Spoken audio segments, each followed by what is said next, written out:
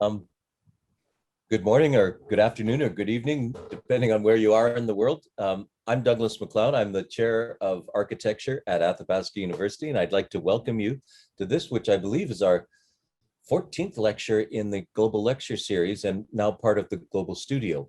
And we've got a lot of exciting things happening over the course of the next year, and we would encourage you to stay involved with what's happening. But one of the critical themes of the Global Studio is about equity, diversity, and inclusion. And we know we've got a tremendous amount of work to do in terms of design curriculums to make sure that many different cultural perspectives are represented rather than the kind of the focus that it's been in the past on what's called the Western canon in architecture. So this is why the work that Dr. Maape is doing is so important. And we're hoping to get other points of view in as well, and to even to work with students around the world to co-create a new kind of curriculum. And we're really looking forward to that. So I'm hoping that everybody will stay engaged and involved with what we're up to on this program. But with that, I would like to hand it over to Kristen Kornienko, who's going to be managing the Global Studio and will also introduce today's speaker. So Kristen, over to you. Hello, everyone, and welcome to the first event of the Global Studio, Design in a Post-COVID-19 World. The project proposal was written with three primary focuses: regenerative design, universal and inclusive design, and equity in design and design education. But as I read through that, I thought perhaps a challenge to us over the coming year is to unbound these focuses and approach them as one. I'd first like to thank the RAIC Center for Architecture at Athabasca University for hosting this event, and for Afreetekture for its support of today's lecture. As a white settler in Western Canada with a familial legacy of colonial complicity stretching back generations, I'd like to acknowledge that I live and work in both British Columbia on land stolen from the Secwepemc Nation of Turtle Island, or North America, and Johannesburg, South Africa, on veld stolen from the San and Sutu Tswana peoples. Significantly, gold deposits were discovered in both these locations within 4 years of each other in the mid-1850s, triggering colonial mechanisms of land appropriation, displacement of communities thousands of years old, cultural assimilation, and imperial resource extraction. In late January, Professor Wanda Della Costa presented the Decolonizing Design Equity Workshop, in which she deepened our awareness of indigenous design practices. Today, we continue in this vein. We will begin with the first 3 pages of a graphic novel written by Salam Nkabela and read by Tabang Nkwanyana. Salam's groundbreaking methodological work, Urban Scripting, shifts the frame of understanding the African city. It centers on the Black African. His novel sets the stage of contemporary Johannesburg, from which Dr. Sechaba Maape will ask us to step beyond the liminal into a parallel dimension, to Abantutopia. Abantutopia is a place free of colonial legacy. And there we find ourselves in an architecture school, where the faculty reflects the Black racial demographic and cultural belief systems of today's South Africa. And the drawings on the wall, an Afrocentric design theory. By embracing the theory of multidimensionality, and it doesn't matter if you get there through the mysticism of ritual or the mathematics of string theory, Sechaba guides us beyond thinking about transforming the present to a window allowing us to see a beautiful future rooted in place. Together, Professor Della Costa, Salam Nkabela, and Dr. Maape push back at a violent global character of colonial-driven cultural loss and assimilation, and they nurture a hope for the future. And for those of us listening, it's an opportunity for unlearning the norms and narratives that maintain the racist status quo. Dr. Sechaba is an architect and senior lecturer at the School of Architecture and Planning at Wits University in Johannesburg, South Africa. He is the founder of the speculative architecture practice, Afreetekture, which is exploring architectural practice and pedagogy in a decolonized Africa, established in a parallel dimension called Abantutopia. Salam Kabela is an architect and urbanist and a lecturer at the School of Architecture and Planning at Wits University. This graphic novel is part of his current PhD work entitled Urban Scripting, Intersection of Urban Design and Film, the Case of Three Activity Streets in Johannesburg. It is currently at the publishers.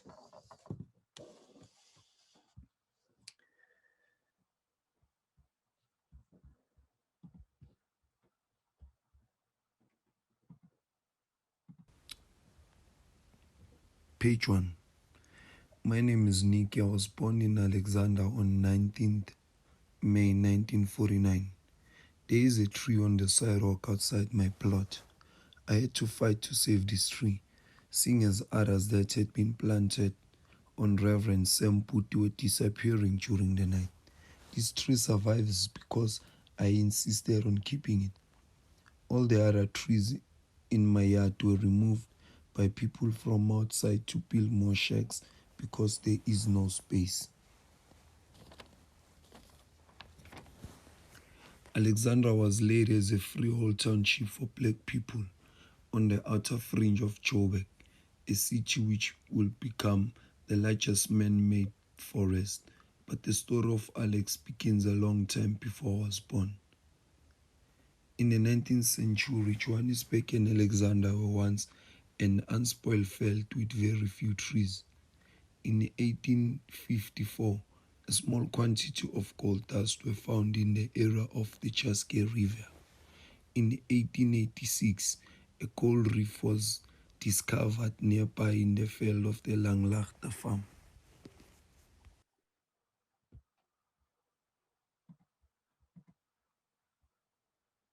Page 2. This led to a petition for numerous farms to be declared digging and led to a gold rush mine. Miners, opportunists, and laborers in the Witwatersrand region.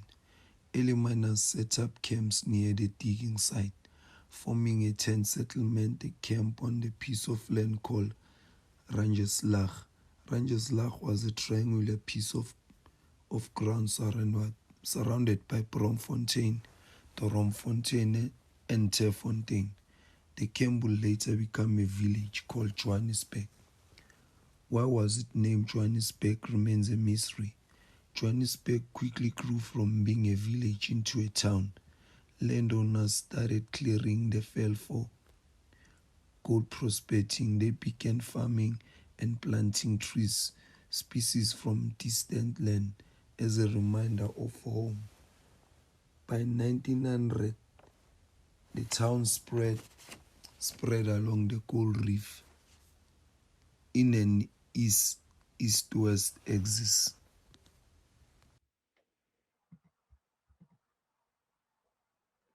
Page 3.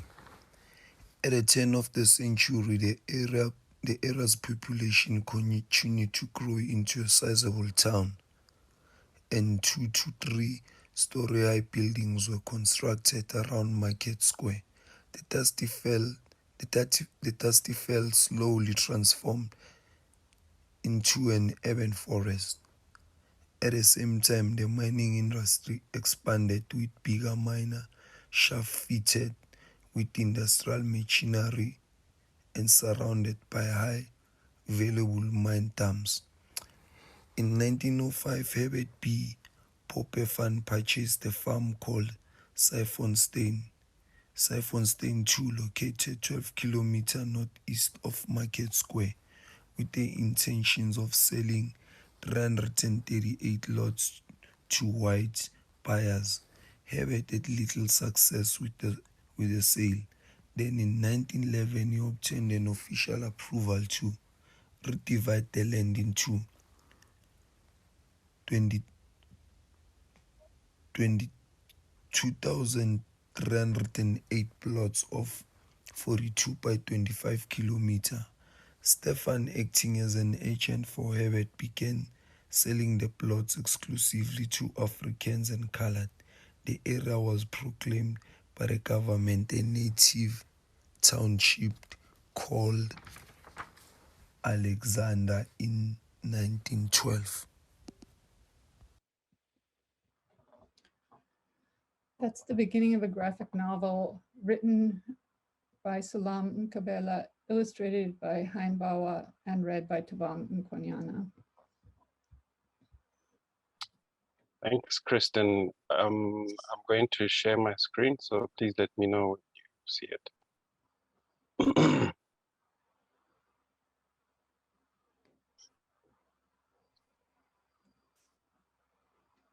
Is that visible? Yes, it is.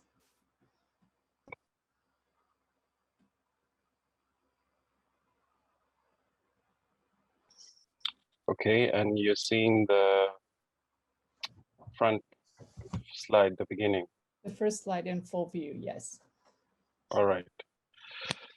Okay, thank you, Kristen, and thank you again to Athabasca University, to the Global Studio for the opportunity to give this, what I think is a very important discussion and lecture about the principles of design from a parallel dimension. Okay, so what we're going to be talking about today are principles. And, you know, it's interesting that one would assume that there are some kind of universal principles that exist today in the context of academic institutions such as universities and schools of architecture and design. But maybe there are, or it is a time today where we can begin to think about whether the principles we've been operating within, if people are even conscious of those at all, need to be questioned, or we need to review them or look at them.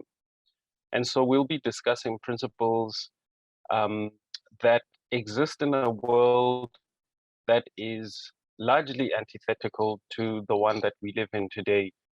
A world which is firstly devoid of the shackles of inequality and colonialism, which is a speculative world, of course, a world of imaginary, and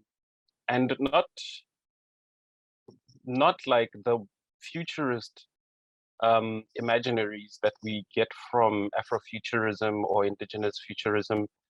But for me, something slightly different, because this is a world that I see as coexisting, not a world that is to come, but a world that's here and exists in various forms in various places. And today I'll show you examples of how that world is competing with the current paradigm and sort of breaking through. And that the existing narrative that we live in today, which is really the narrative of colonialism in places like where I come from and where you are, Kristen, has counter narratives, has parallel narratives. And I'm very interested in this, and I'm very interested in the way in which those narratives, if disseminated enough in the public, can begin to bring forth an alternative or a parallel reality. So these principles come from a parallel reality or a parallel world, which I have called Abantutopia. Abantu meaning people, and obviously utopia referring to utopia. I won't get into all the politics and the history of the term utopia and it's deliberate, you know, in it being chosen for this context. So the principles we're going to be looking at are listed here: values, wisdom, embeddedness, embodiment, and initiation.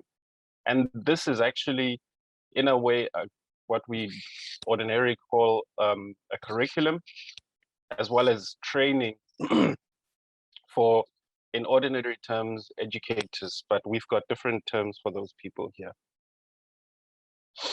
So I'm in actual fact talking about my home school, the WITS, or University of Witwatersrand School of Architecture and Planning, which is what exists in the current paradigm or this universe.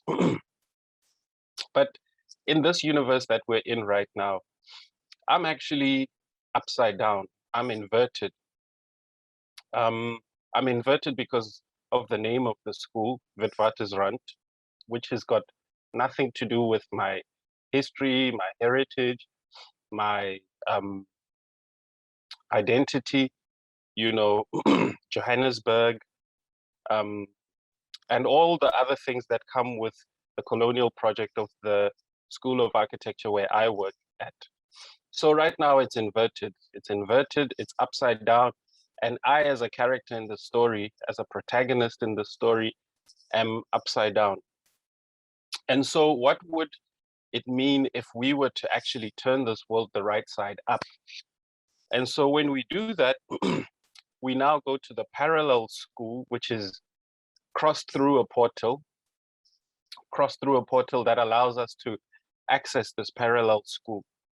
So a parallel University of the Witwatersrand of Johannesburg is therefore a school that I'm proposing is called the School of Afreetekture, which is established in Abantutopia. In Abantutopia, I'm no longer inverted. I'm no longer upside down. I'm actually the right side up. And things are not strange, although today, when we look at the Wits School of Architecture, things seem to be normal, normative, whereas when you look at it through the lens of Abantutopia, you recognize that actually things are upside down and inverted there. And so in that way, we then start to talk about what is the School of Architecture, this right side up School of Architecture, which is a school that is freed from the shackles of colonialism. What would that school look like?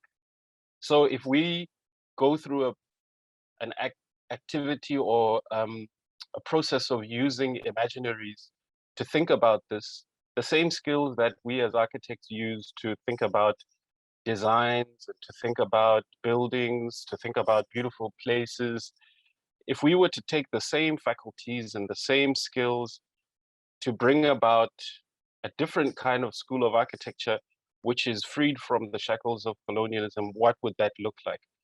And so this is the School of Afreetekture. And here I then present the first principle, which is the principle of values.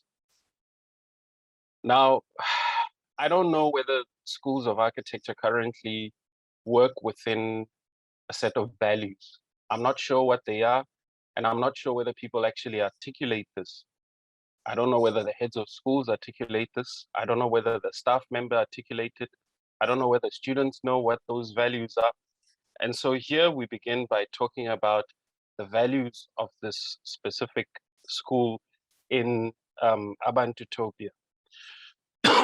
Excuse me.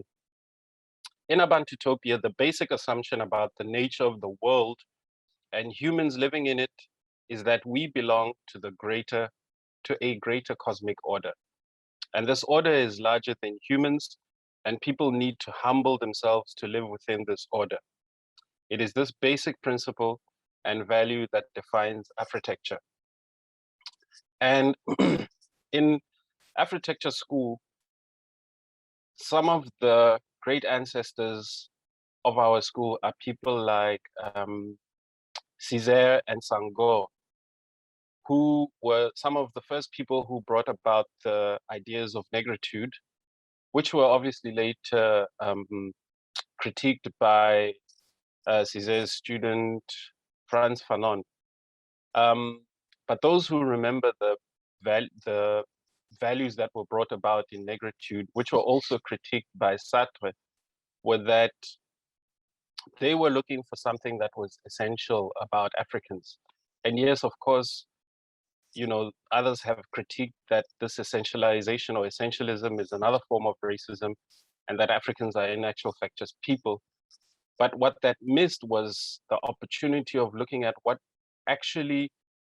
the wisdom that came out of those scholars of negritude was, in terms of what, rather than just being seen as being an African essential characteristic, could be seen as universal or human, which was this principle of rhythm and being part of a cosmic order. And so this is one of the principles and the core values that is established at the School of Afreetekture. Now, closely connected to this idea of being part of a pre-existing cosmic order, part of the rhythms of the ocean, part of the rhythms of the seasons, part of the rhythms of the planet's movement in relation to the sun, the tilt of the axes of the earth, and all the other cosmological or cosmic orders and structures, both in our bodies and outside our bodies in our environment. Closely linked to that is this principle of wisdom, which is actually part of the institutional structure of the School of Afreetekture. Now, how this works is that it works in a hierarchical system. At the bottom of the hierarchy are the initiates, and the initiates are what we would ordinarily call students. But in Afreetekture school, we don't have students, because what you're imparting is not knowledge, which could be arbitrary knowledge for whatever purpose under the sun, which is, what ordinarily happens in usual schools of architecture.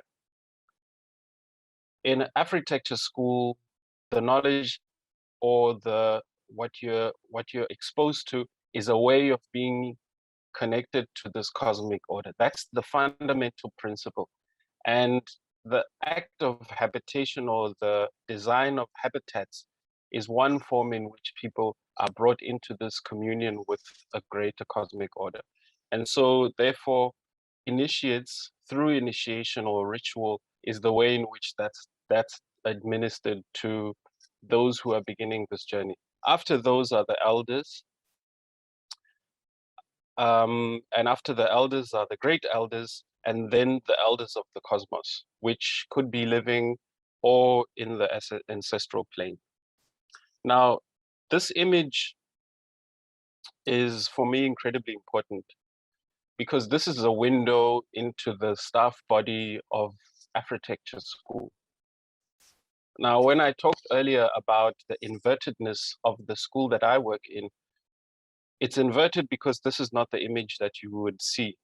One might expect to see this kind of an image of predominantly Black Africans being the representation of the staff body.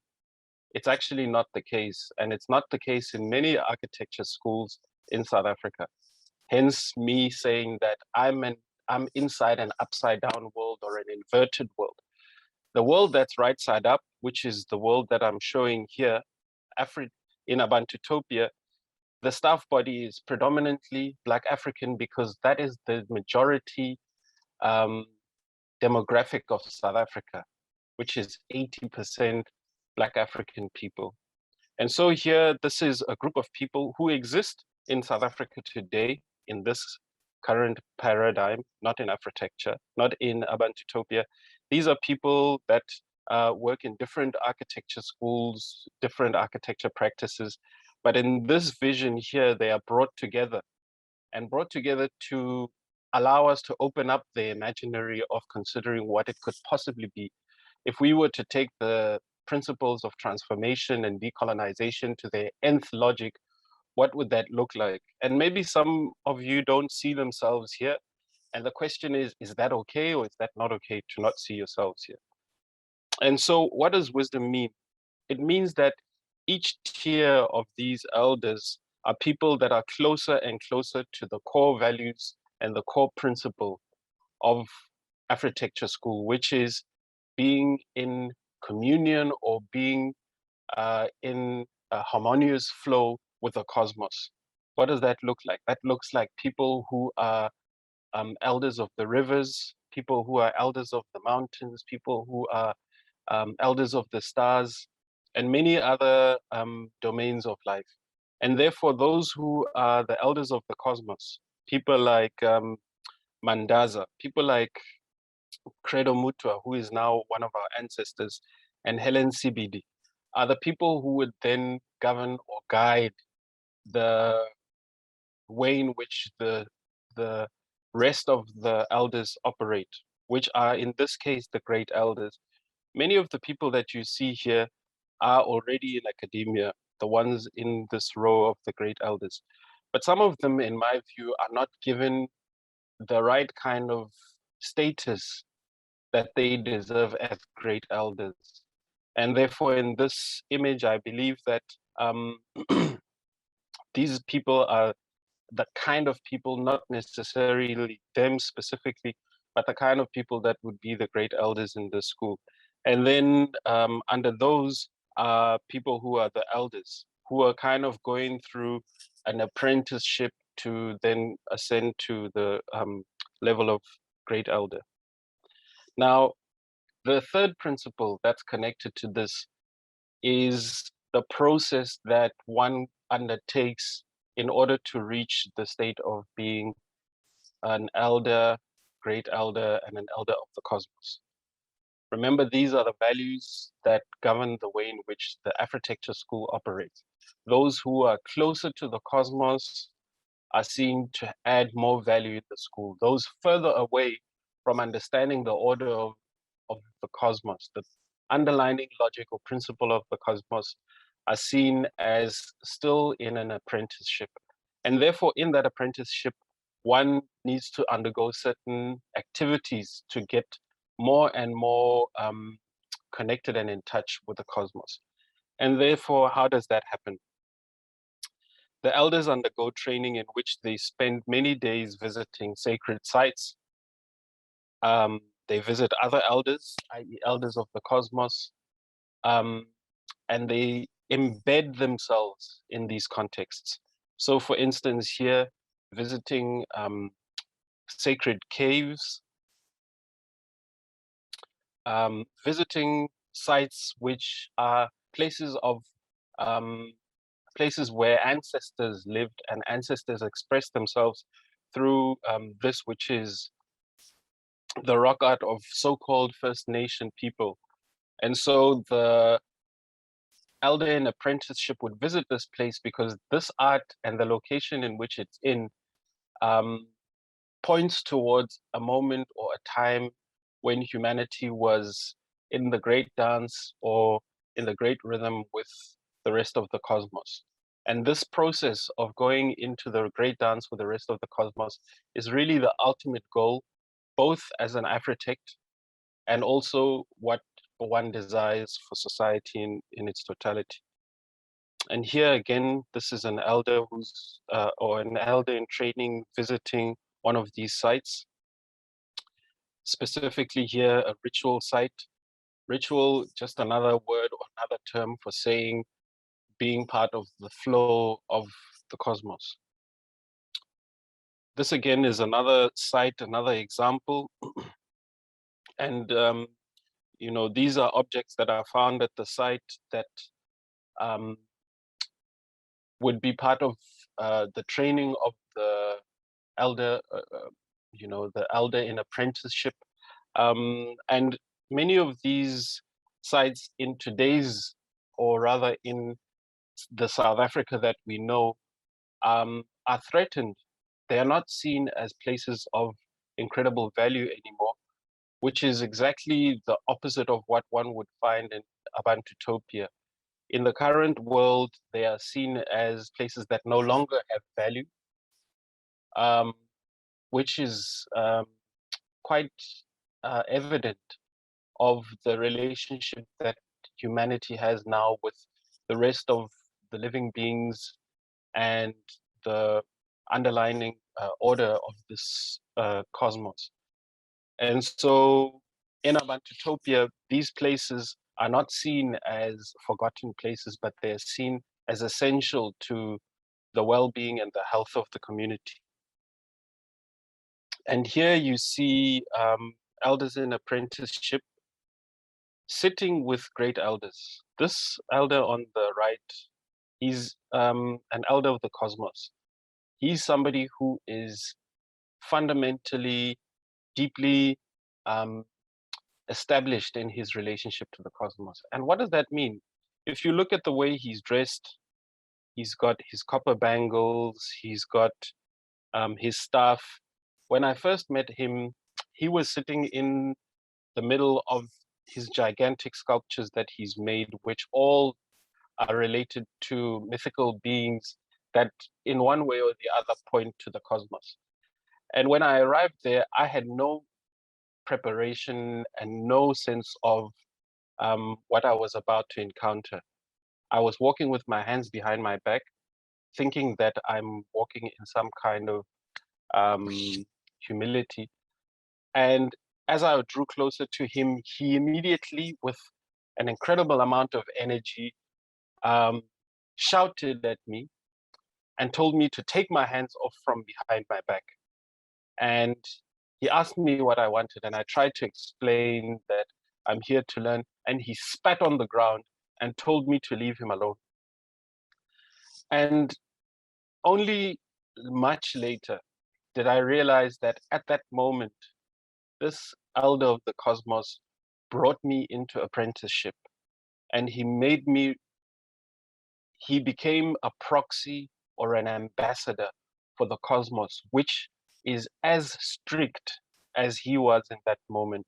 And therefore, rather than him coming to me in some kind of, what I would have expected, welcoming and cordial, he actually showed me a very important characteristic of this cosmos that we're living in, which is that it's dangerous, it is vicious, yet it is powerful and beautiful at the same time. And that commanded respect and that commanded humility at that time, which I recognized immediately that I lacked fundamentally. And therefore, when you see an elder of the cosmos, a great elder of the cosmos, you recognize through his attire, his behavior, his mannerisms, that he in actual fact is a proxy for the cosmos itself.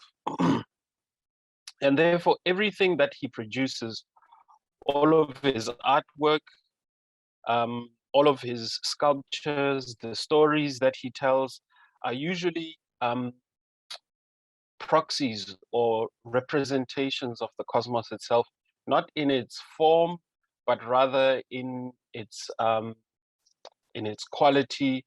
For instance, the way in which many native, so-called First Nation indigenous people would have totems that represent the cosmos, either the bear or the snake or the wolf. These creatures are the eyes of the cosmos looking back at us. And when that creature threatens you, or when that creature growls at you with that mist coming out from its mouth, it's really a proxy for the cosmos that we live in, and it commands respect at that moment. And so once the elder in training, in apprenticeship, has embedded themselves thoroughly in this context, they then begin a process of embodiment. And embodiment really talks about taking all of what one has encountered and experienced, which, excuse me, minimally would take at least 10 years of spending many hours in these caves, many hours with these elders, in most cases serving them. The elder of the cosmos, Helen Sibidi, told me once that she spent most of her life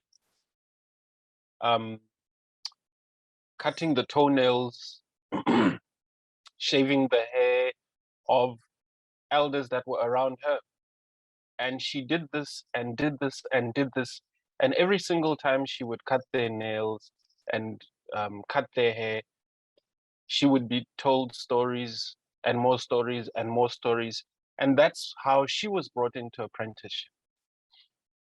And so that embeddedness then brings about a process of embodiment where the elder in apprenticeship begins to express and explore the 10 years of experience of being embedded within these contexts. And therefore, these images are images that are expressions of this. So expressions of the various rock art sites that one has visited. In this case here, expressions of pedagogical sculptures, which are found in many regions of Africa, including in Venda, including those which were found from first century African communities, like those who were in Zimbabwe, like places like Kami or Mapungubwe. And through these really explorations, which are actually expressions of the mediation between oneself and the cosmos, which is another word to say that is ritual. Each artwork, each artifact is a ritual. The elder in training slowly brings themselves into a place where they can produce these mediators themselves. And these mediators can take the form of art, they can take the form of architecture, or in this case, Afreetekture. They can take the form of writing. And so the elder in training expresses all these various media of allowing one to connect with the structure of the cosmos.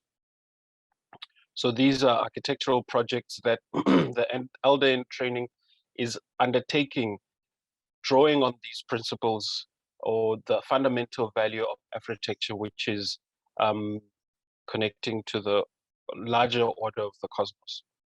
Now, once this elder completes this training, they now have to disseminate this training through processes of initiation to the initiates, which, as I said, in ordinary terms are called students. So this is the fifth and last principle, which is the principle of initiation. And therefore, similarly to the process that the elder in training went through, who now is an elder or a great elder, they then take a cohort of initiates through similar processes. And so, like in this case, the initiates are sitting around this fire and they're beginning to undertake their initiation process. I'm going to play a short clip which gems that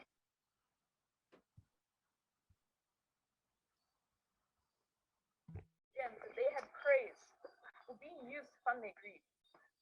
As they observed closer, they realized that the Orium were ill. Because they were monetizing these gems, they did not realize the healing properties through rituals that the gems possess. Through the healing the Orium in their sacred spaces, two tribes united, sharing their spiritual knowledge and technological advancement to create a community, our community, efficient in both how they acquired and how they used these gems. This is the story of Ahu. Gems that they have.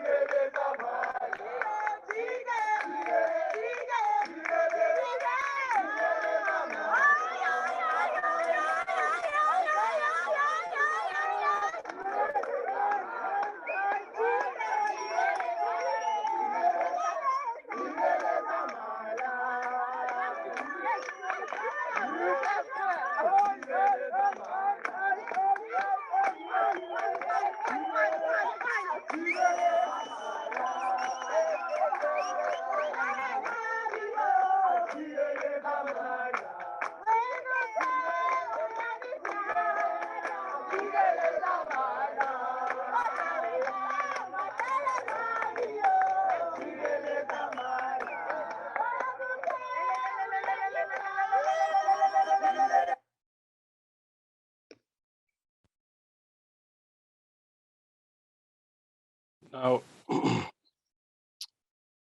the tragedy with this kind of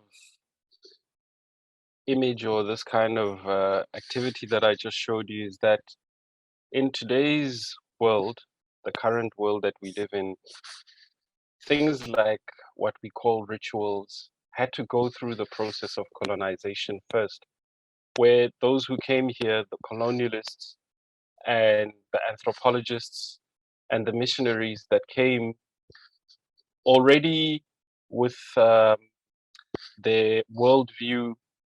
And I mean, particularly in South Africa, this was in the 1600s, which was during the time of the Enlightenment. They reduced these activities to barbaric, primitive activities. And so right from the beginning, when the West engaged these activities, they were already vilified and seen as primitive and not really having true value. And the term ritual is usually seen as something that's pointing to something that's quite archaic and primitive.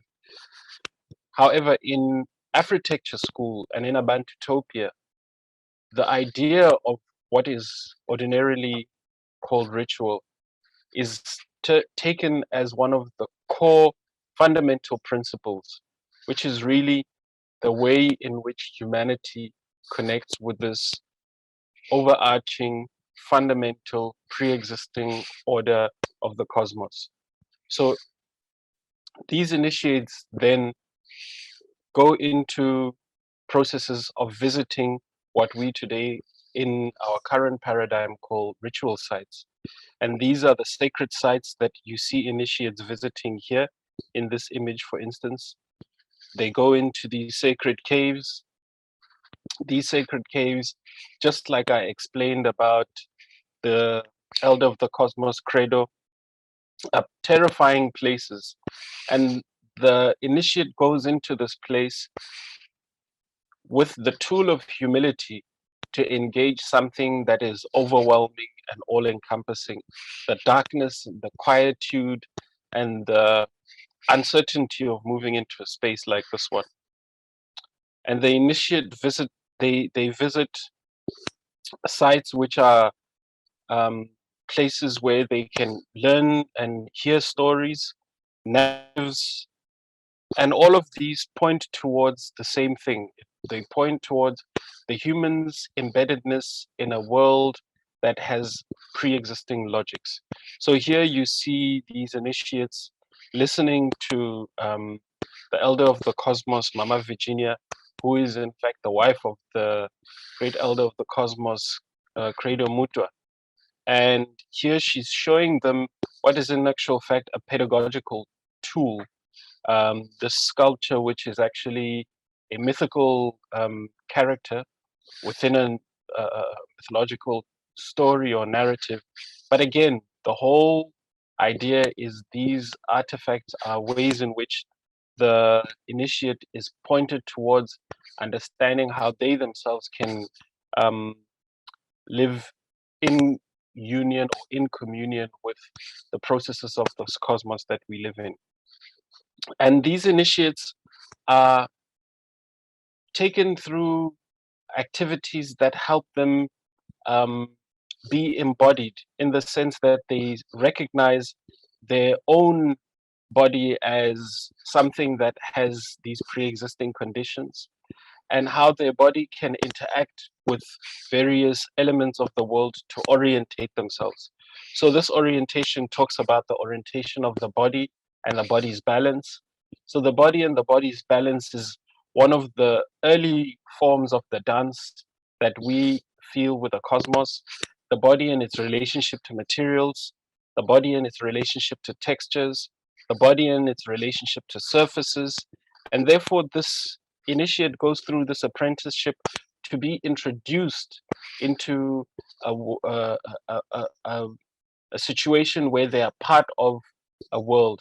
So in Afreetekture school, you being a part of the world or part of the cosmos or the flows of the cosmos is not assumed. We don't assume that this is something that is given with you at your birth. One is brought into this experience. One is brought into this orientation and a sense of your relationship with the broader intelligence of the cosmos. And so the initiates go through similar processes of now embodying. They express through artistic expression, through drawing, through sketching, through rituals that they themselves formulate to engage these principles or these values. And their artifacts are artifacts that come out of their collective engagement, their identities that they form together.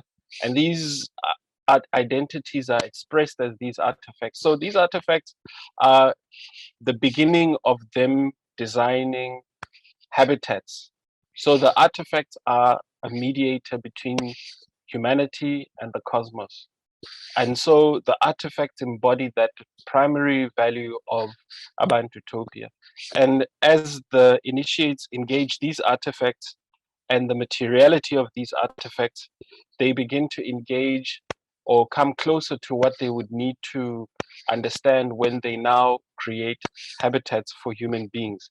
So each one of these artifacts are in actual fact expressions or mediators between the initiates and the logic of the cosmos.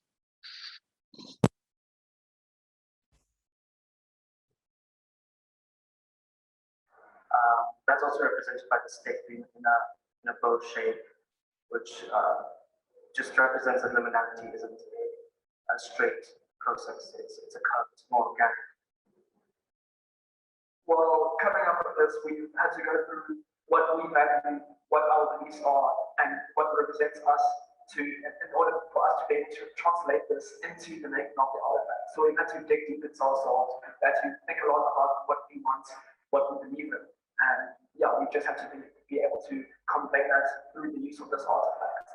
And we don't know ourselves as young individuals. As Africans, it also contributes to our indigenous knowledge that we do not have it.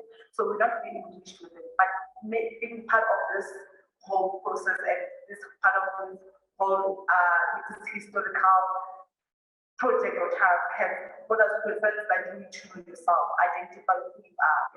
Most of us come from the city, so it's very hard to look at artifacts like these or rather create from a liminal point of view.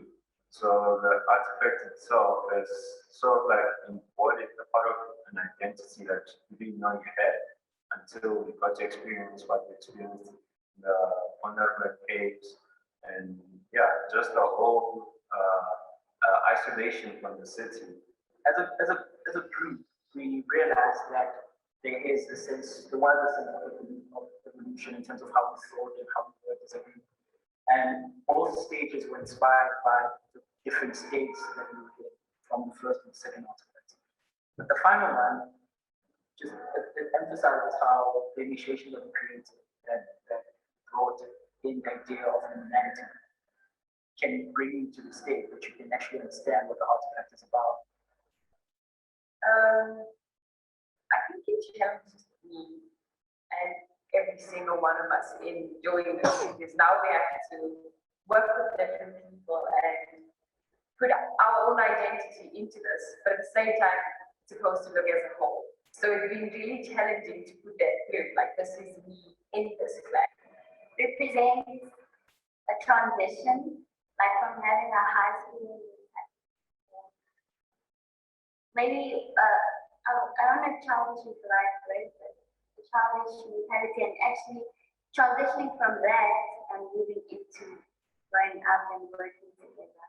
And it really challenged our personality and it challenged the ideas about who we think we are in school and who we actually are within ourselves. I mean, like So artifact and working together helps us like shed our facade and shed our outside personality and actually just get down to our essence and work together.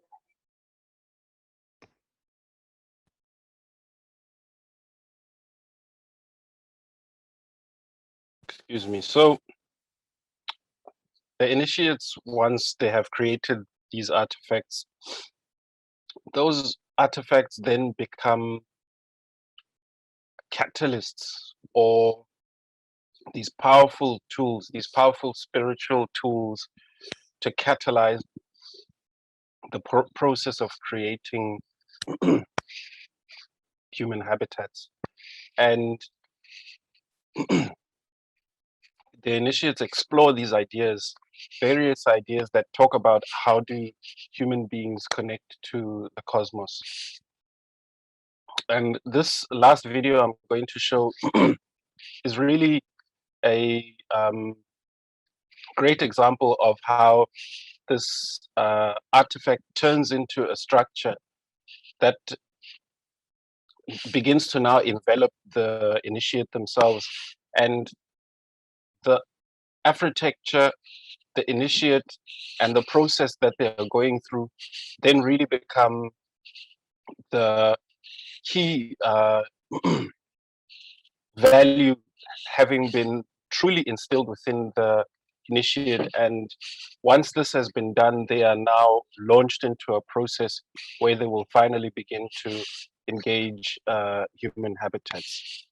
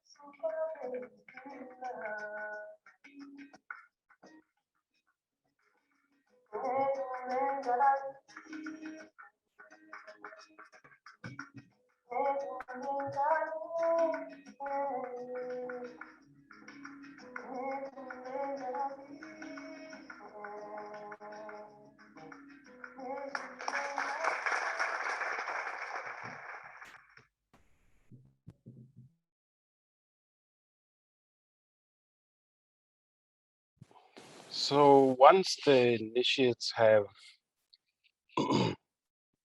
gone through this process, are they then ready to be launched into engaging the practice of human habitation?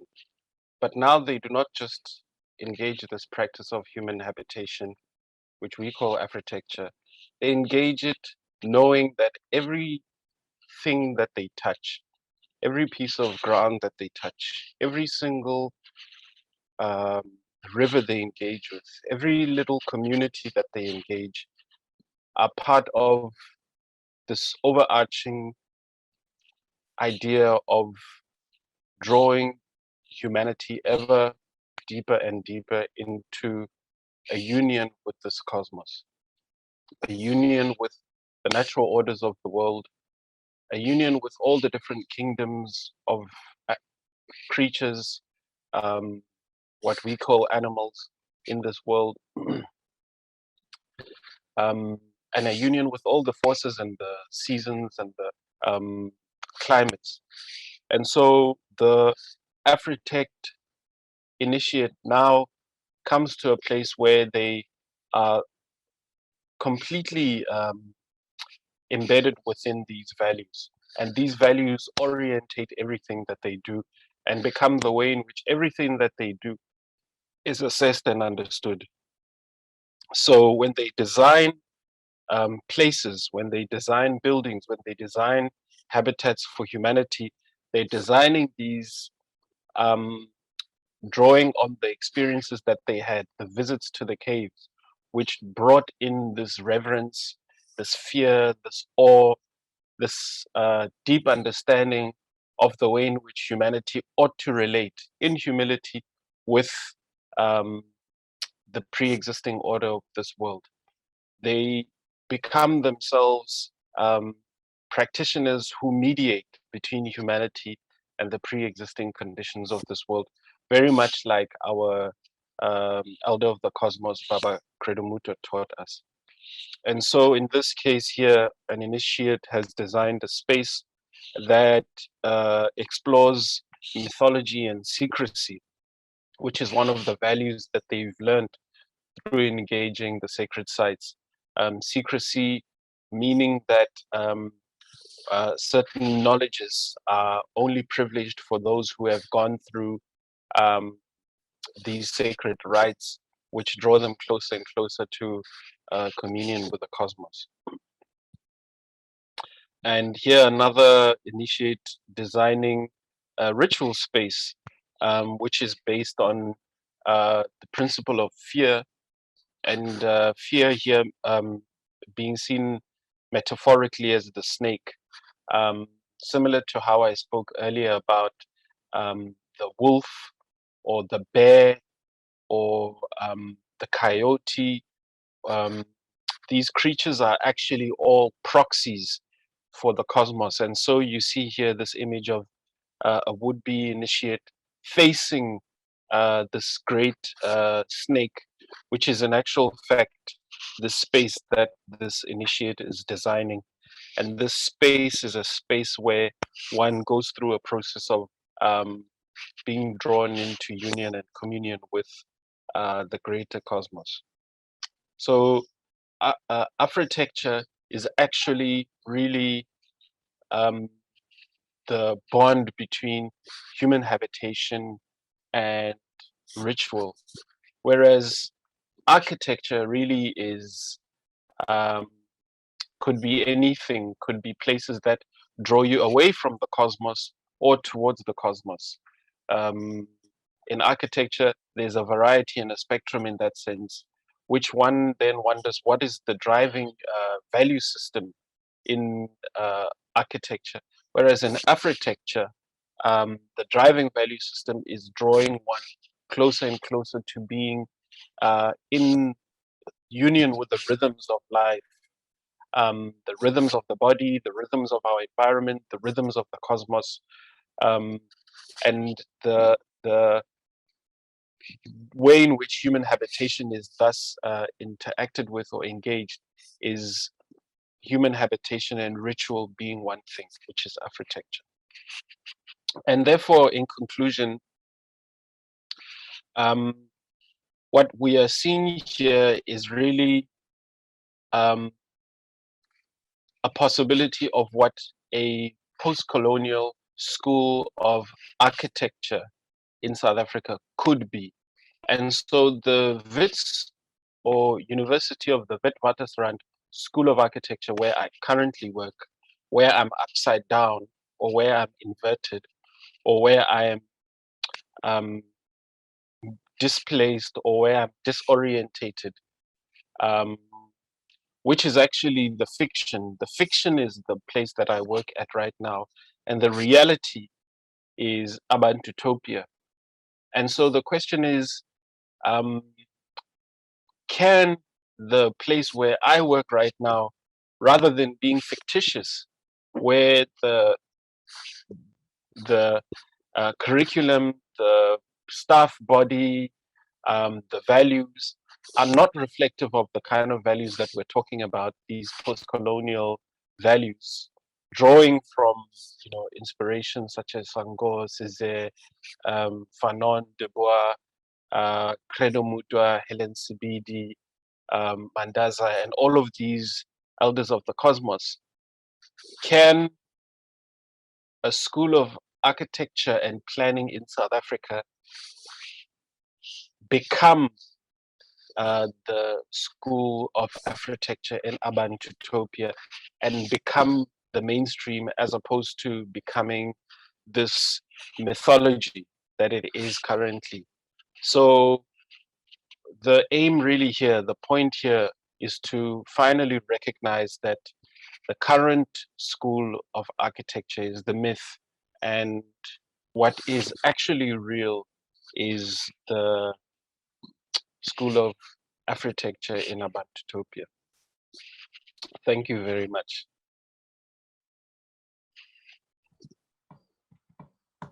Thank you so much for that, Sechaba. I think you've really asked us to disrupt our thinking of what is reality and what is fiction, and in the process challenge us to shift the white supremacist norms, which we accept as fiction, as what is the fiction. And so we'll now open the discussion up for questions and a discussion period.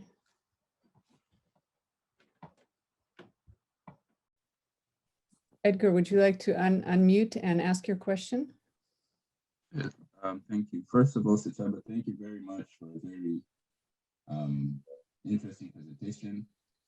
I must say at the beginning, I was like, and then at some point I was like, yeah, you got me. Like, you answered the questions as you went along. My question is I might have two questions. One is, in terms of indigenous, First Nations, how far back did you look when establishing the order of the elders and the order that we were shown in the beginning? Like, how far back do you look as a base in terms of the projection for the future? And then the second question is, how do you see this idea in terms of a city? Like, if you were to extrapolate it to house maybe billions of people, a lot of people, how do you see this idea of the Ubuntuopia, I hope I'm saying it right. How do you see that manifesting in the form of a mega city or a mega settlement? And maybe lastly is, how do you see, I don't know if you have seen the movie Black Panther. I'm just going to use that as an example. Yeah. So the Wakanda city, you know, with the flying elements and all that thing, right? And all those things.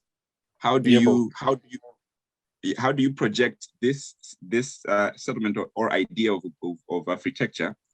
How can you see it developing to a point where, because I find with a lot of things that I look at or see when it's coined African or vernacular or traditional, they usually fall along the same line of, it has to be crude, it has to be it can't be advanced with some of the examples I've seen. So how do you project this in terms of the humility, the oneness, but in a sense where there is like advance in Afro technology, Afreetekt, let's say, where such grand things are being achieved, but within the same principles. Thank you.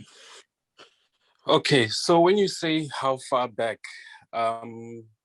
my work that I've been doing and the work we do with students goes back to the Middle Stone Age.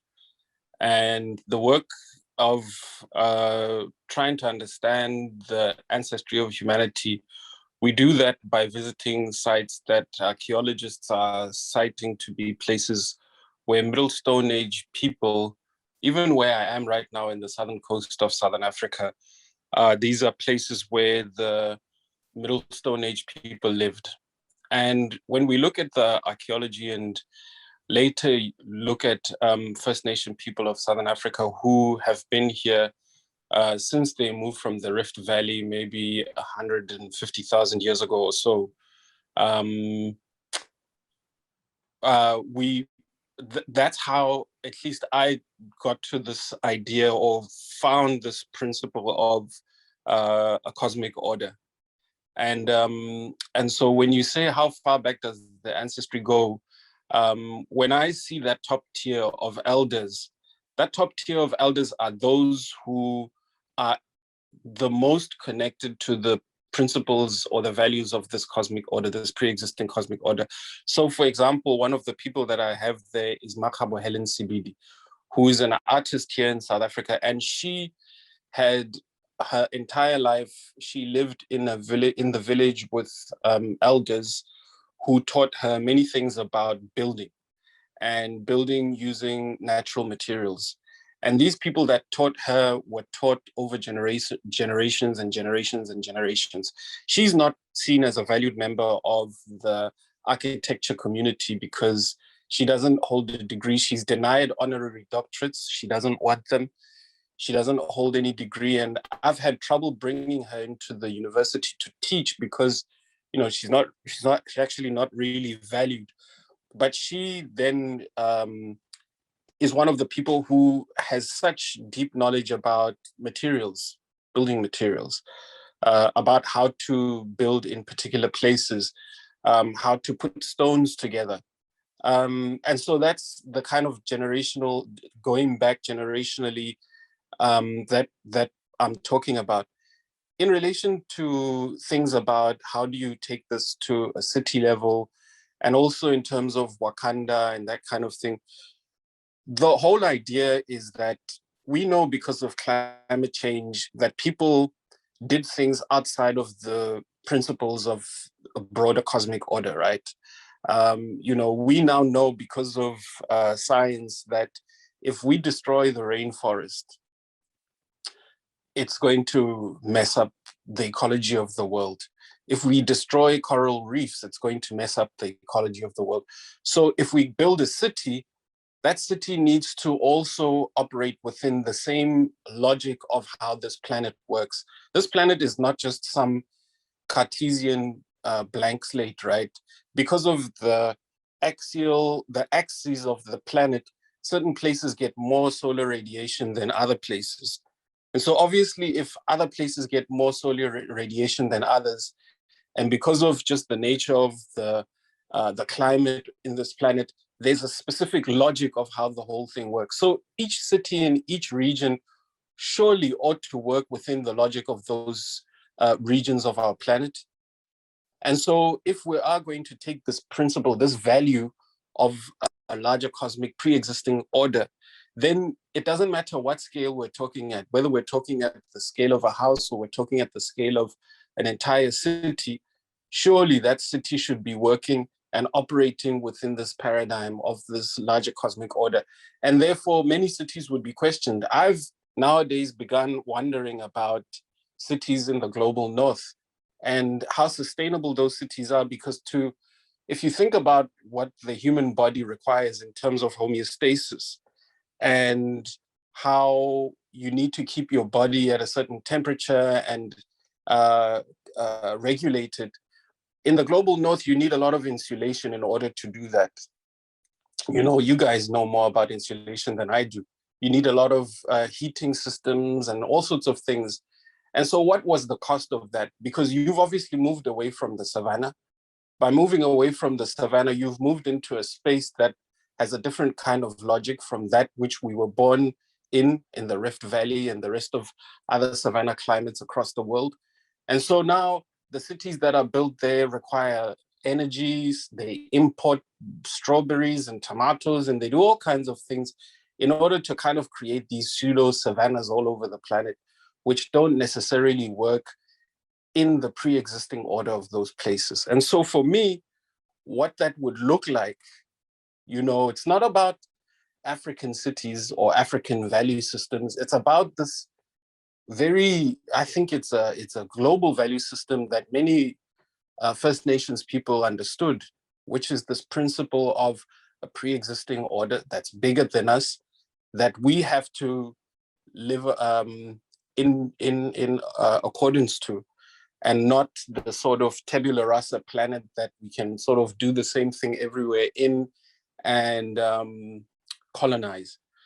So if I were to think of how this would be in its manifestation as a city, it would be a city in the rainforests of the Amazon, breathing just like the trees are breathing in the Amazon, or the rainforest, or cities in the desert responding and being regenerative, as you know we've spoken about in this series, in those particular regions.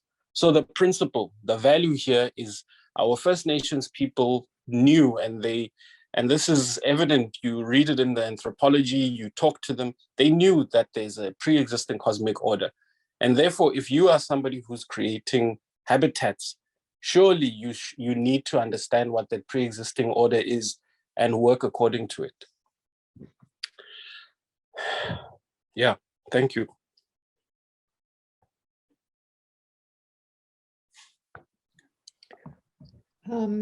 If anyone else has a question and would like to raise their hand and unmute, or I've just scrolled through the chat and there aren't any specific questions, but lots of really positive comments of people's experience with the presentation. One thing hello, sorry. Go ahead, Justin. Yes. Sorry.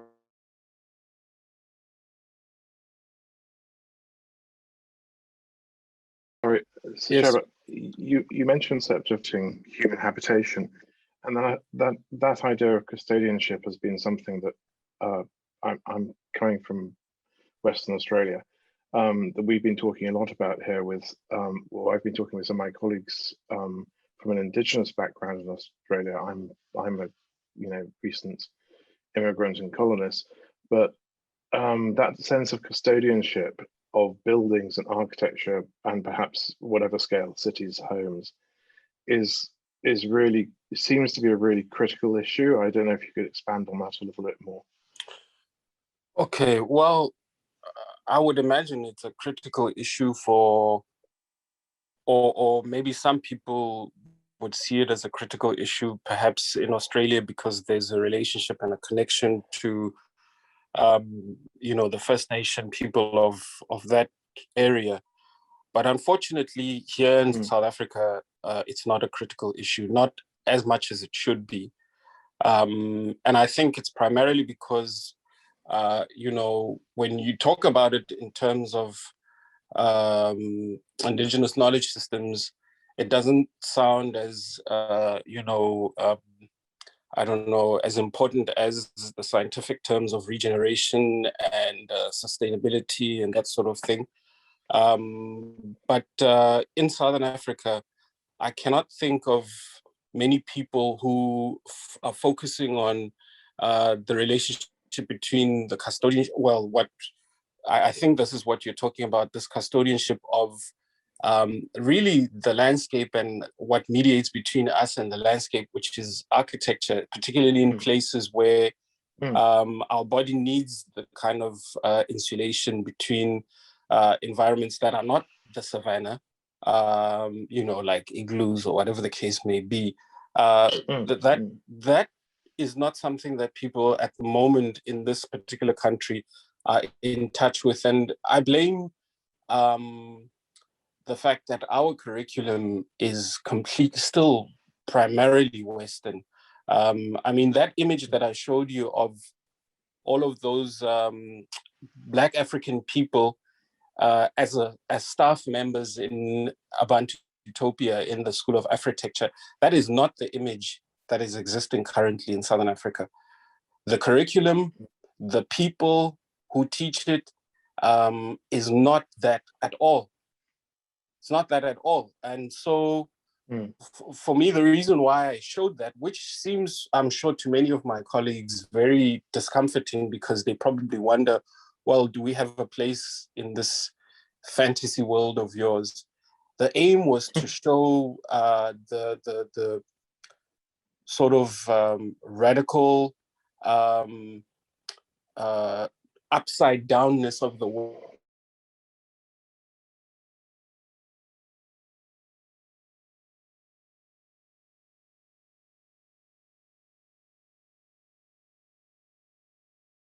Asked me to do this talk, not South Africa. Oh, I mean, it's really interesting because it's part of the argument, in a way, is that sort of concept of how do you talk about concepts of sophistication and what is sophisticated when it comes down to thinking about what is appropriate and works. And as you said, it's from a pre-existing context. How do you actually respond to that in a way that actually is not overlaid by logics of colonial imposition? I don't know if that makes sense. Yes, exactly. Yeah, exactly. So right now, I mean, for example, in my school, I don't think many people know that there was an argument sometimes in the 60s between those who called themselves scholars of negritude, who were inspired by Du Bois and Césaire, and then later critiqued by Frantz Fanon, who were people who were basically trying to figure out, well, after colonization, who are we as Africans and how do we define ourselves? Frantz Fanon was saying, well, negritude is a way of essentializing Africans as if they've got some sort of essential quality. I say, well, maybe, and that's what Sartre said as response to negritude as well, maybe it's a necessary thing for us now to think in such essentialist ways, because we're trying to basically topple the pre-existing hegemonic order. Yeah. With Wakanda, finding ourselves in Black identity and all of these things. Yeah. It's really fascinating because that sort of idea of, I mean, in a sort of probably a more simplistic way, but in Western Australia at the moment, there's what some of us try and talk about is how do you talk about thinking about architecture that comes out of this place, that arises or is intrinsic to this place, that doesn't actually look to those colonial pattern books or whatever you want to call them as a way of actually responding to the climate and the local environment. And it does require, in a way, a sort of a re-evaluation of what sophistication is considered to be, both in architecture and in the academy. Yeah. Yes. So I don't know what's going to happen tomorrow. Maybe my boss is going to call me and tell me I'm in big trouble for saying all of these things. But it honestly really is the situation right now. And right now in South Africa, in fact, our Council of Architecture has suddenly given us new conditions for our accreditation, which is demonstrating how we've decolonized the curriculum. And I really wonder how many of the schools handle this, because in my school, for instance, I cannot see many people having had done that. And suddenly now it's a condition for accreditation. I mean, if we don't want to be accredited, then we don't do that. But if we do want to keep our credibility, according to whoever gives credibility, then we're going to do that. Accreditation is a really strange concept because, again, it reinforces different structures. Yeah. Okay. Sechaba, we have another question from Afua, if they'd like to unmute and ask the question.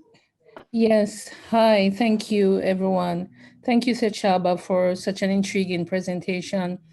I'm not sure that's happening in Canada either. I live in Canada. I'm not in architecture, though I'm a poet and a historian, but I have an interest in architecture. And when the hailstorm was happening by you, I asked a question to Douglas, how can we get more Black young people into architecture school? We had a discussion while we were waiting on you, you know, in response to that. But you know, I'm actually a university professor. I teach at Dalhousie University. We have an architecture school. I look I look all the time to see who are the Black students there. If any University of Toronto also has an architecture school, we don't find many Black students. You may find students of other racialized non-white ethnicities. So that is my concern. And living in the city of Halifax, where I live, and in Toronto, where I used to live, you find a lot of the African people, whether they're from Africa or global Africans like myself, living in public housing, living in a kind of housing situation that's not conducive to health or learning. These situations, these places are heavily policed. They're under surveillance. It's quite awful. And, you know, I would pass by these places and, I guess I'm like a citizen architecture, because I would think of how these places could be made more amenable for human habitation, especially for Black people. So your presentation is really an eye opener, but I want to say we don't have even that concept. I don't think maybe the folks at Athabasca of that in Canada, of using indigenous knowledge to create an interruption or an intervention in how we do, you know, urban planning, etc. But and in terms of decolonizing the schools of urban planning and architecture, there's a long way to go, because as I said in my comments to Douglas, architecture is one of the last frontiers of white supremacy in academia. I mean, law and medicine was difficult for Black students to get in, but no Black students have actually made a dent in those disciplines. In architecture, it's not happening. So how do you foresee that? May I have your input on that? Look, for us in Southern Africa, a Black student would rather go and work than be an academic, because they need to feed their families.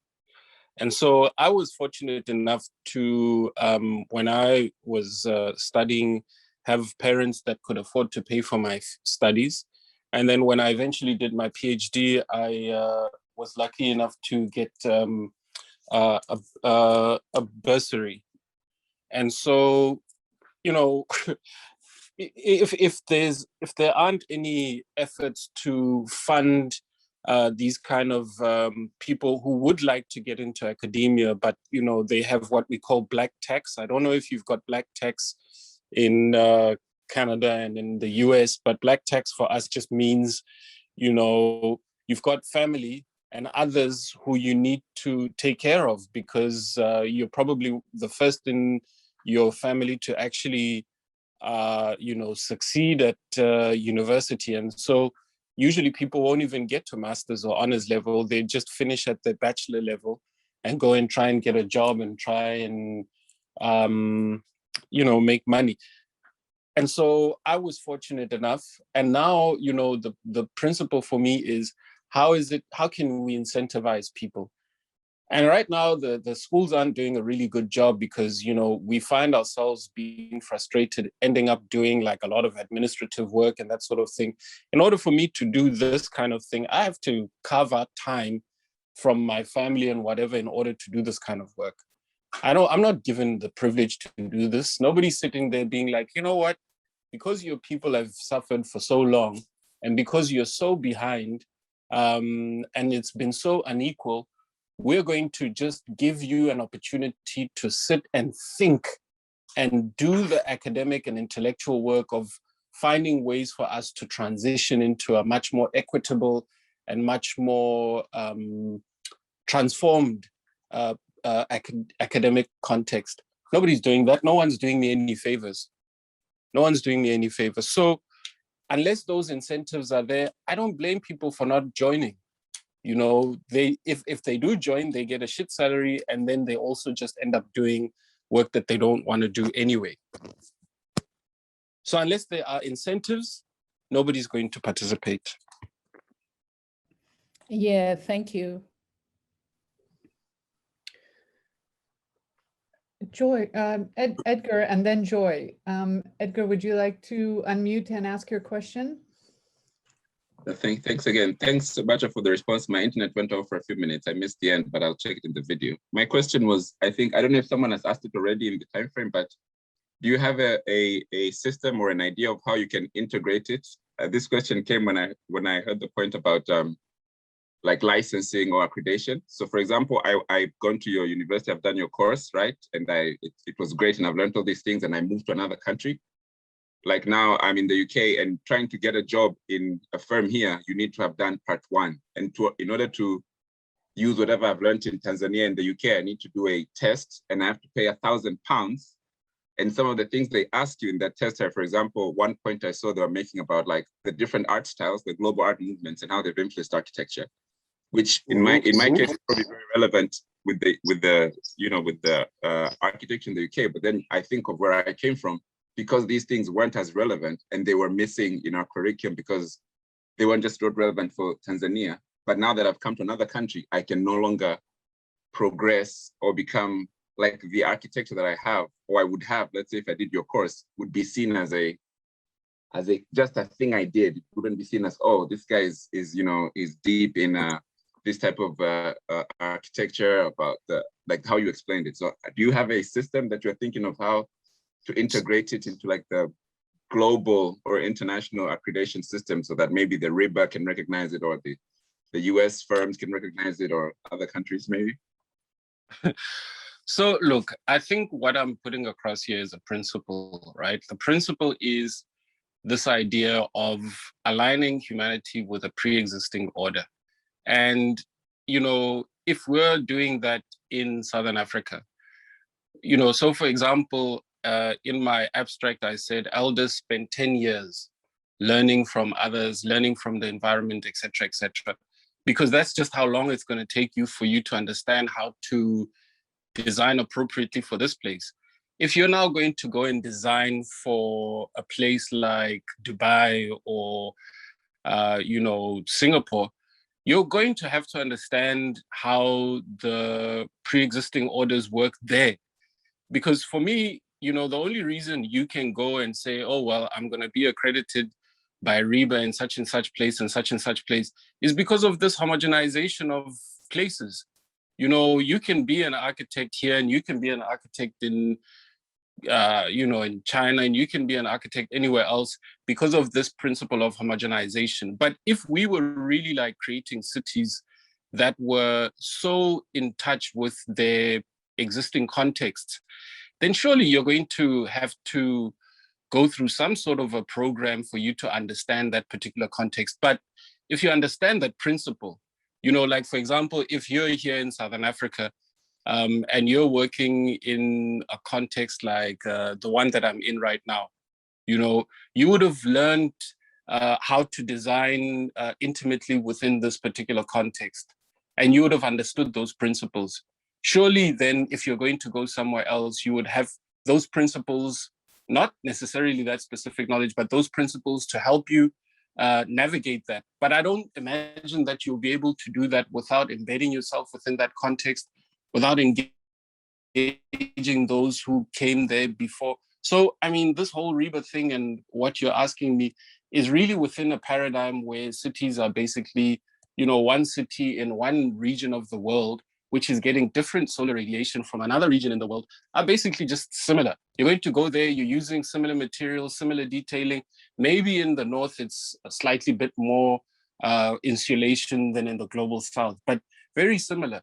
And I mean, that should be a problem, right? Because if you look at the vegetation in the one area that gets more radiation than the other, the vegetation is operating differently, yet the cities are operating quite similarly. To me, that's quite tragic, and that's actually a crisis. So therefore, I'm not sure how the whole REBA thing would work within this kind of an architecture, but they would have to then, think about what would an architect who specializes in this region of the world look like, and what does it mean when that architect operates in a different place? There's no way you can tell me that they're going to operate in a different place with exactly the same things that they learned from the other place. I think that's why we have the crisis that we have today. Somebody thought it was a good idea to homogenize the world, take concrete and steel and just sort of apply it everywhere. And suddenly those things are no longer working very well with the existing eco niches in those places, and we have a crisis. So I don't know if that answers your question, but for me, if we're working outside of the logic of that particular place, the long, ancient, pre-existing logic of that particular place, then we're obviously going to have the kind of problems that we have today, given climate change and that sort of thing. Thank you. I think you answered it. My only concern was that if they would not, if the UK would not recognize Sechaba as a specialist in a certain type of architecture, if you would come here and they would say, since you didn't do this, then you're taken back to, I don't know, they don't recognize your knowledge because it doesn't fall in line with what architecture generically is, as opposed to what architecture generically is quite problematic now because of this principle of it just having, you get a degree in architecture in the US and you can kind of design anywhere. But that, if you're designing in a very specific eco niche and you're, say, for example, all architects needed to create buildings that were intimately going to plug into the plant and animal life, the flora and fauna of a specific place. Would we be able to do that with the architecture education that we have today? I think we wouldn't. I think we'd completely fail at that. And that's what we're called to do now with all these things about regeneration and all of that.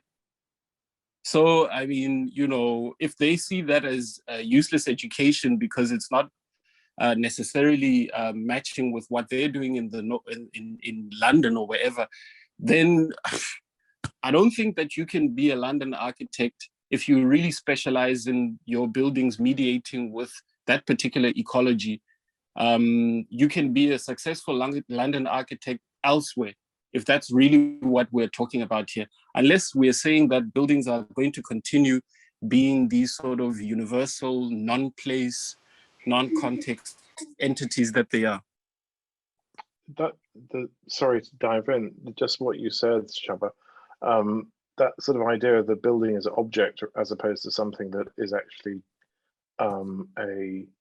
a function and continuation of the local landscape that it actually evolves or is part of, is kind of critical to that, because it's something I noticed when moving from London, where I worked for 20 years or so, to Western Australia, that problematic, which is you focus on, became very clear to me, that sort of inability of a pattern to be translated elsewhere was very clear.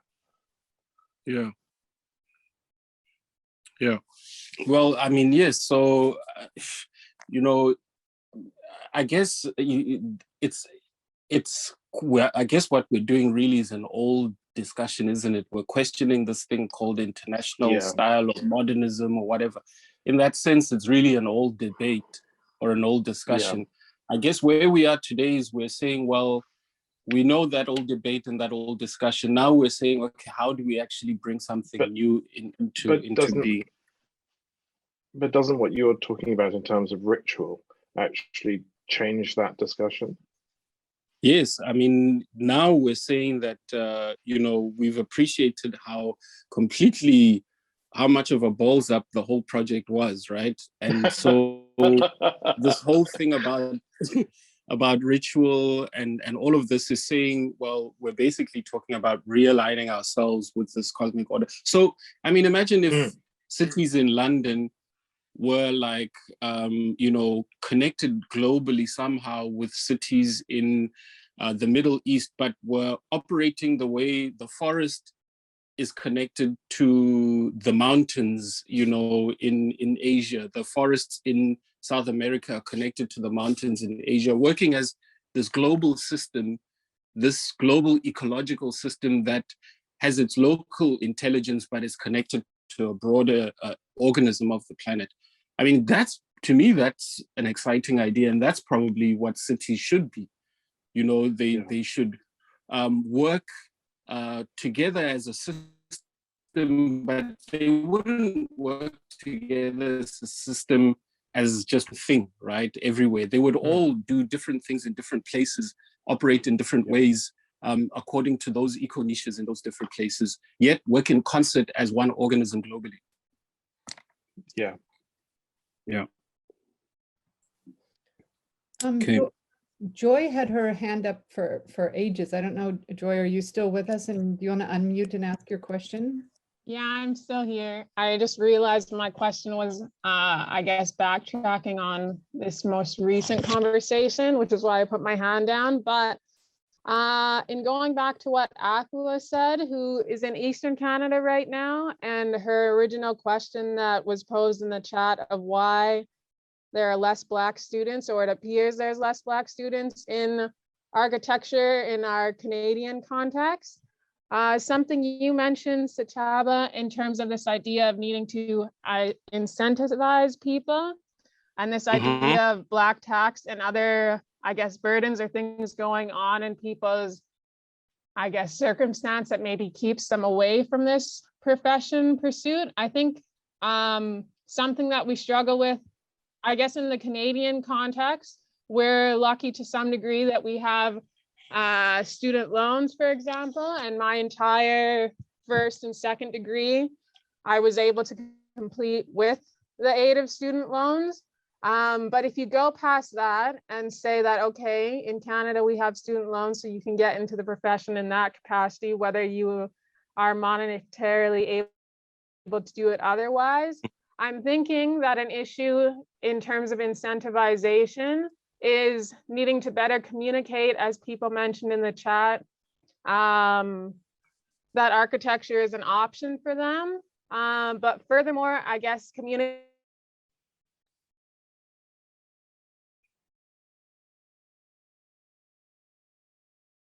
Am I the only one who lost her? Oh, we're not hearing you, Joy. Lost her too.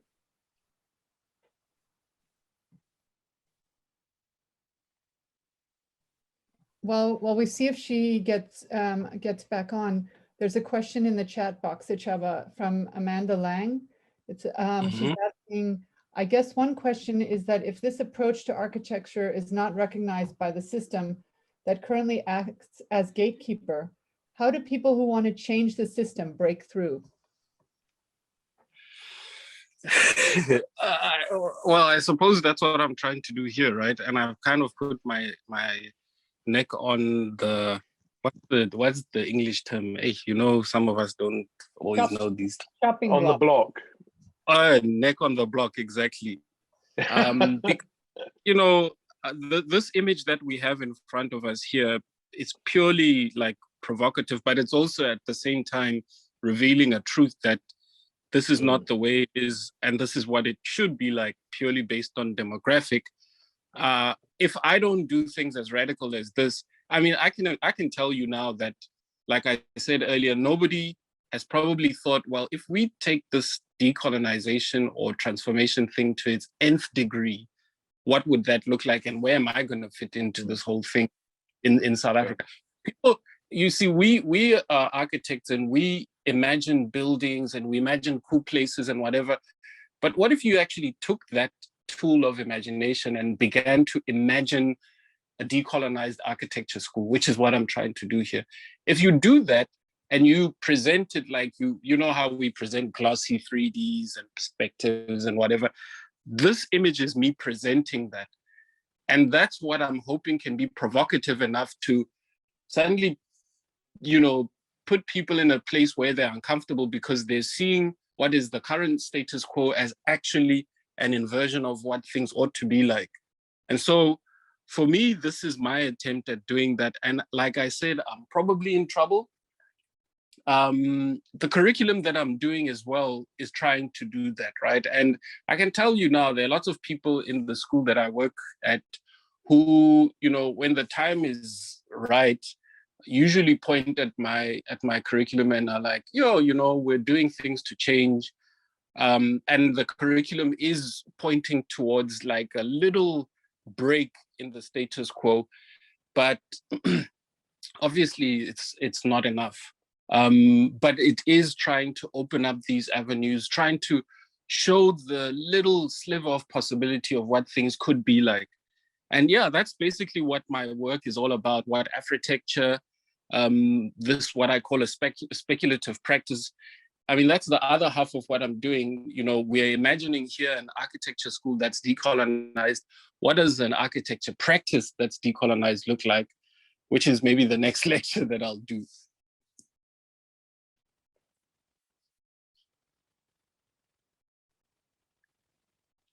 Yeah, little moves to close the gap. Exactly. Joy is back on again, so if she wants to unmute and finish her question, that'd be great. Sorry about that. I'm not sure at what point I cut off, but you can hear me now? Yes. Yes, we hear you. Okay.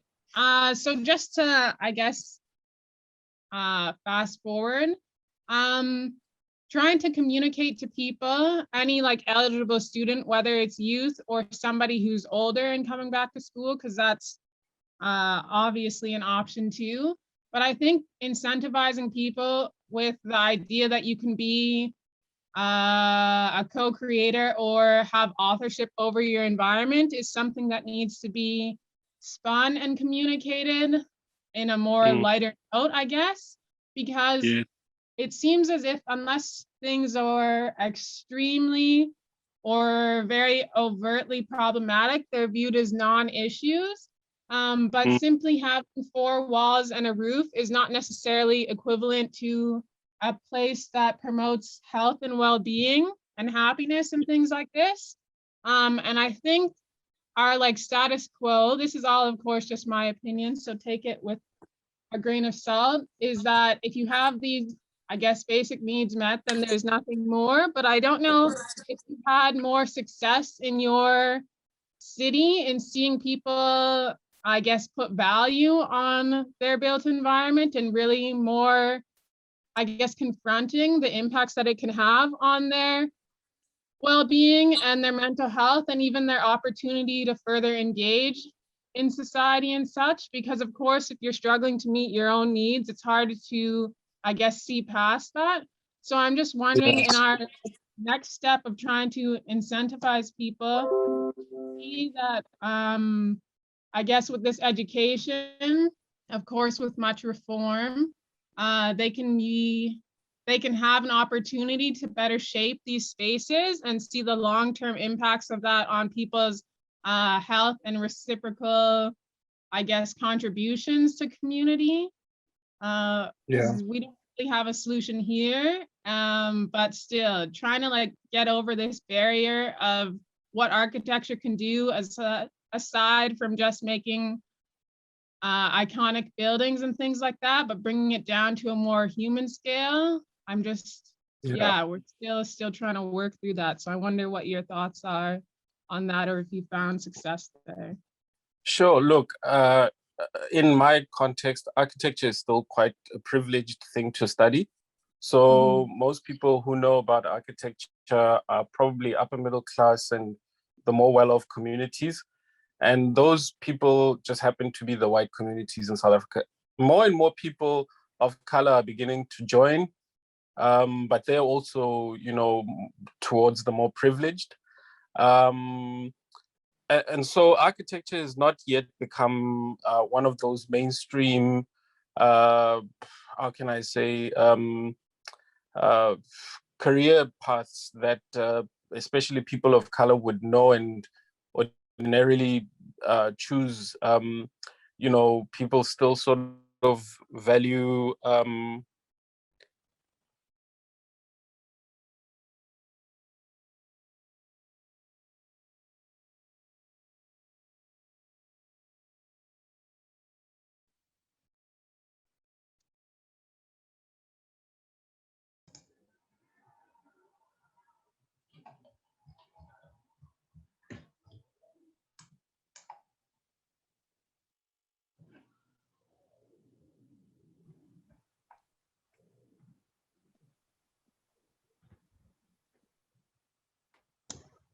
I've just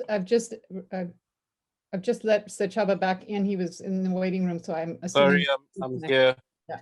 Okay. Yeah, so yeah, sorry. So just to conclude that point, I was just saying, yeah, in South Africa, unfortunately, people still don't really know that architecture is an option. And yeah, I mean, Black people in South Africa haven't really understood that they have the power and the opportunity to shape their habitats. Our habitats were deliberately shaped by the apartheid government to oppress us and to suppress us.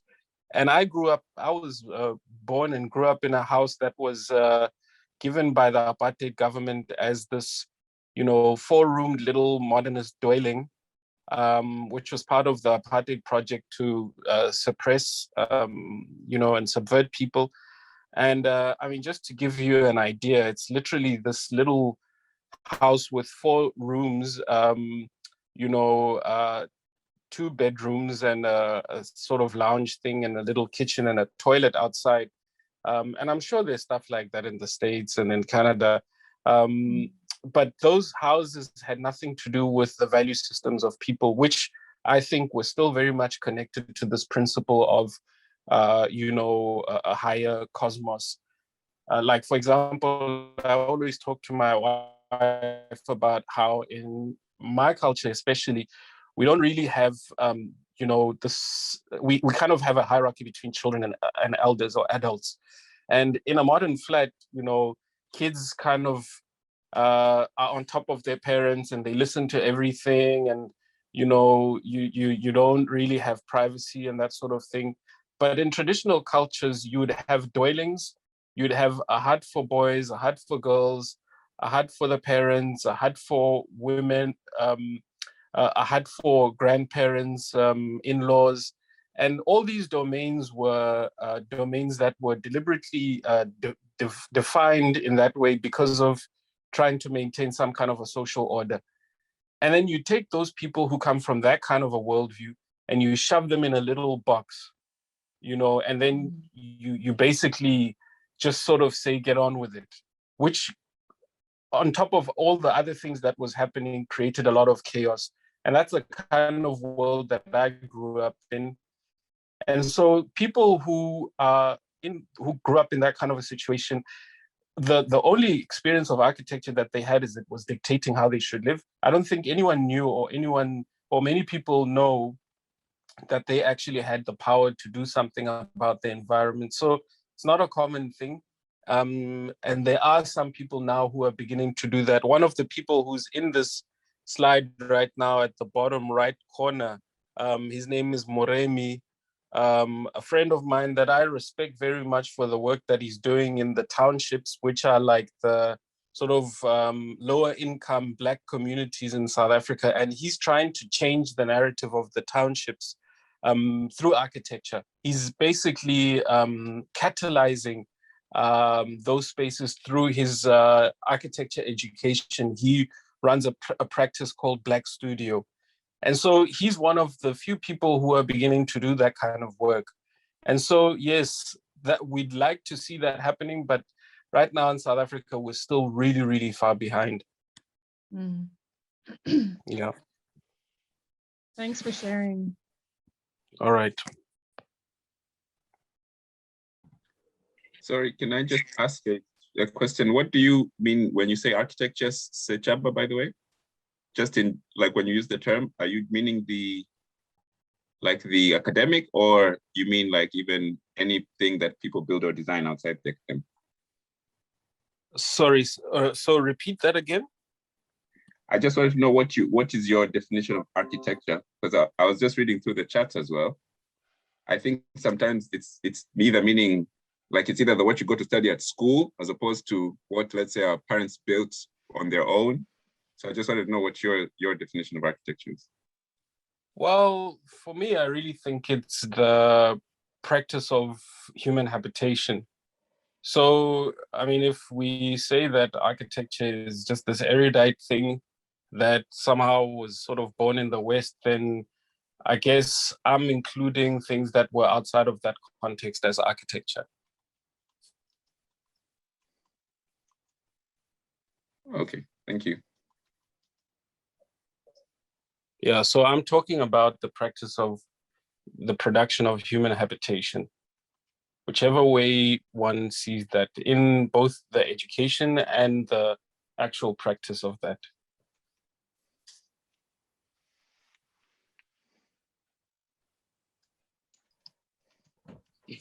Okay, do we have any further questions?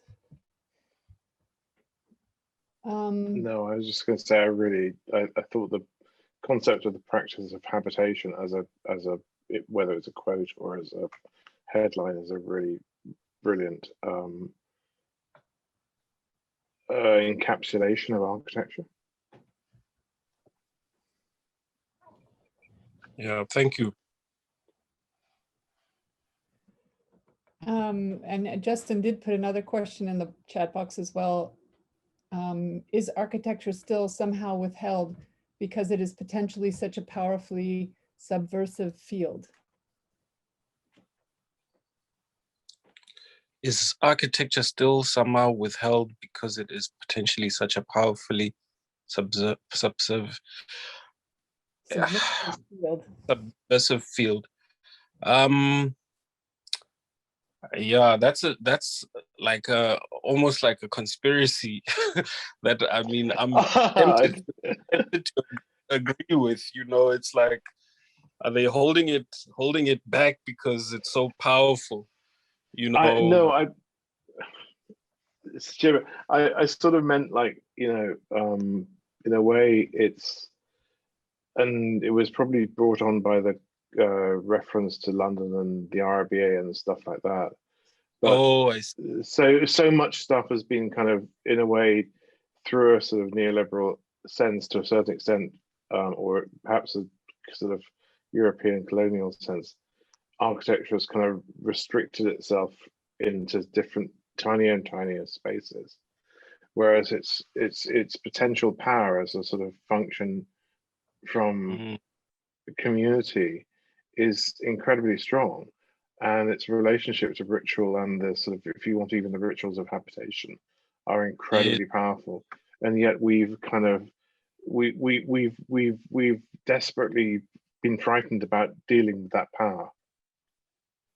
Yeah, well, I mean, again, in our context here in South Africa, there are many things like that, which are, you know, you could call some sort of instrument of power. Those who wield it wield some sort of power. There are many things that Black Africans have no access to. I mean, just knowledge or education, for instance, is still, I don't even want to mention the economy. The economy of South Africa is still predominantly run by 10% of the people here who are in the majority of European origin. You know, never mind, and also education. You know, if you read, most of the journal articles in South Africa are written by people of European origin or ancestry. Yeah. Knowledge, economy, architecture is like maybe, I don't know, 10 on that list of things that are all power and running a nation, which are completely not in the hands of Africans. We have a government which is, you know, supposedly run by Africans. Some believe that it's still run by, you know, neoliberal capitalists. But we very much don't have control of those things in Africa. I mean, I said to a colleague of mine the other day, she was celebrating a guy who wrote a paper about using African worldviews to rethink mining, and this happens to be a white scholar. So I said, well done, he's doing such great work. It's just unfortunate that yet another white man is talking about African worldviews. And she says to me, well, at least somebody's doing it, And I was just shocked by that kind of a response, So that's the situation that we have currently in South Africa. Actually, Sechaba, something when you were saying that, just something that really sort of, so I'll flip my video on so you see me in here. But one of the things that sort of fascinates me about that is that I was talking to a friend of mine who's Sri Lankan. She's a professor now at Princeton, and she operates there in position of a professor in the history of art, African American art specifically. And exactly what you just said, she said about somebody the other day, and it was fascinating, but also she found tragically amusing. Yeah, so I mean, basically what that colleague of mine was saying was, be happy that this white man is at least doing this work of defining your worldview. You should be glad that someone is doing. Yeah, sorry. I mean, far be it from me. I'm sorry.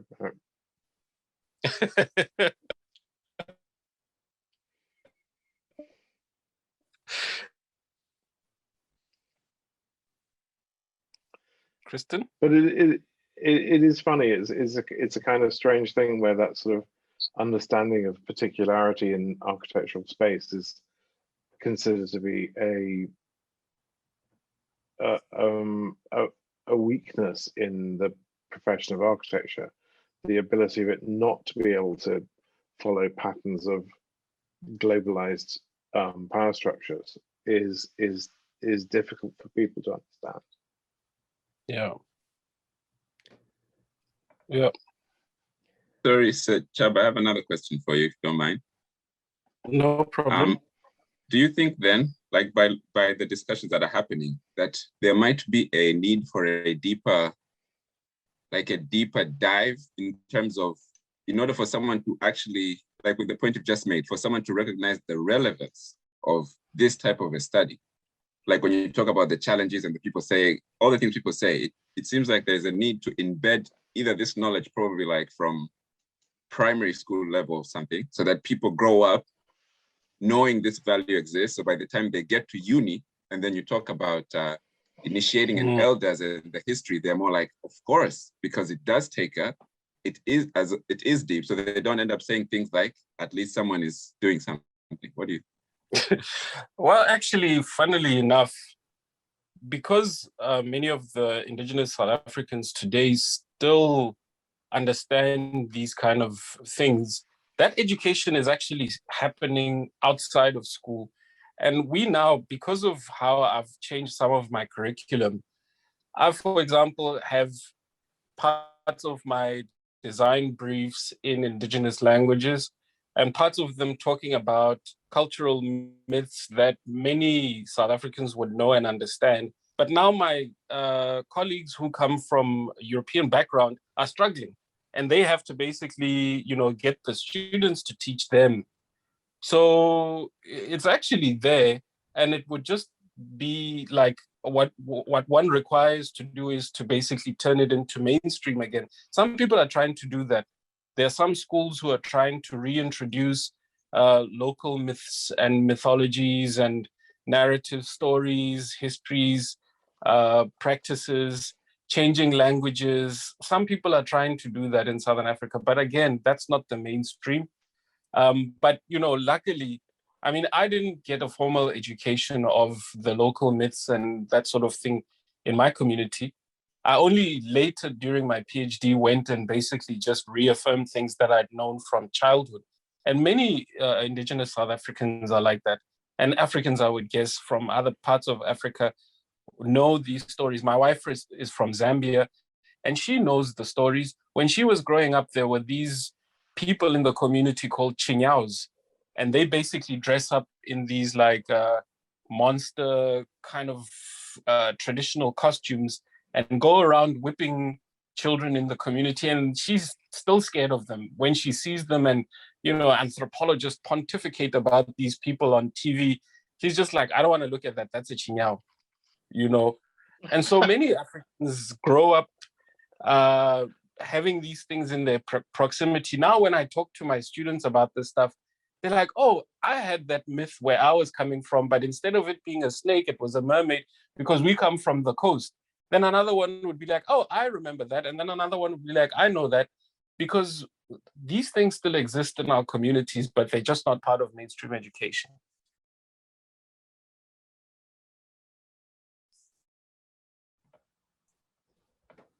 Thank you, Sechaba. Do we have any further questions or comments for Sechaba?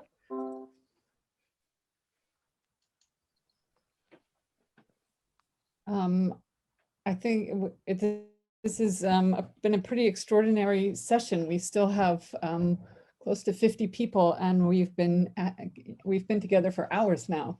So I mean, I think that really tells us the interest in this topic. And I think, you know, some of the things that I've been left with this from listening to this talk is this notion of the humbleness to engage with larger orders and realities, to